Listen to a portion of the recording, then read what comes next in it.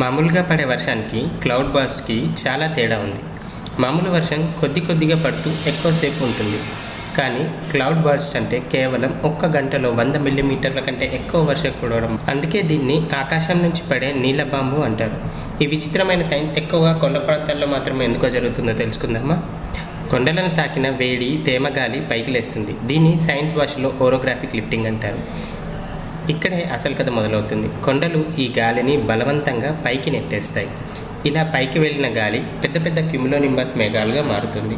ఒక లిఫ్ట్ లాగా ఈ మేఘాల లోపల గాలి వేగంగా పైకి వెళ్తుంది. సెకండ్కి ఏకంగా 40 కిలోమీటర్ల వేగంతో పైకి లేస్తుంది.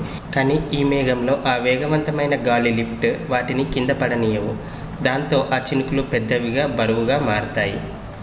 ఆ మేఘం ఎంత నీటి బరువును మోస్తుందో తెలుసా? కోట్లాది లీటర్లు. కానీ ఒక దశలో గాలి ప్రవాహాలు బలహీనపడతాయి. ఇక ఆ బరువును మోయలేవు.